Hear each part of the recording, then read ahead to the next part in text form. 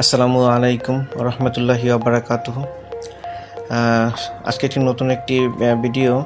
তো এই ভিডিওটি মূলত একটি লেন্জি ইনভার্টারের একটু কমন একটি ইরর নিয়ে। তো এটি মূলত লেন্জি 8200 ভেক্টর কন্ট্রোল একটি ইনভার্টার। তো এটিতে একটি কমন একটি ইরর আসে বা একটি ট্রিপ করে, এই ইররের জন্য ইনভার্টার ট্রিপ করে।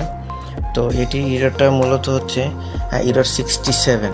তো এই ইরর 67 আসার কারণে ইনভার্টারটা ট্রিপ করে এবং ইনভার্টারটি আউটপুট অফ করে দেয়।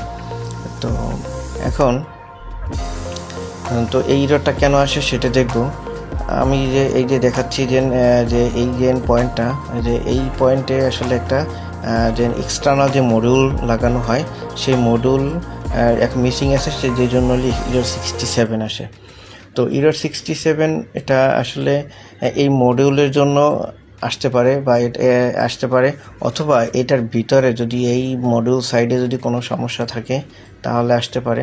তো এখানে মূলত ক্যান মডিউল অথবা কোনো এনকোডার বা এই ডিভাইসের সাথে যে এক্সটার্নাল যে মডিউলগুলো থাকে সেই মডিউল এর কারণে এই ইররটা মিসিং থাকার কারণে ইররটা আসতে পারে। তো এখন ইরর লাগানোর পরে, এই মডিউলটা লাগানোর পরে রিসেট করার পরে এখন OS 3 আসে। OS 3টা কেন, এটা আবার অন্য একটা ভিডিওতে একটু বর্ণনা করব বা বলবো। তো এখন একটা জিনিস আমাদের মনে রাখতে হবে, তো যে ইনভার্টার বা মেশিন সার্ভিসিংয়ের সময় বা মেশিন ট্রাবল শুটিংয়ের সময় যদি কোনো কারণে ইরর 67 আসে তাহলে বুঝতে হবে আমার এই মডিউলের সমস্যা, অথবা এই মডিউল মিসিং, অথবা ইনভার্টারের কন্ট্রোলিং সার্কিটের সমস্যা, অথবা বুঝতে হবে যে এটার অথবা মডিউলে কোনো সমস্যা হয়েছে। আজ এ পর্যন্তই। আল্লাহ হাফেজ।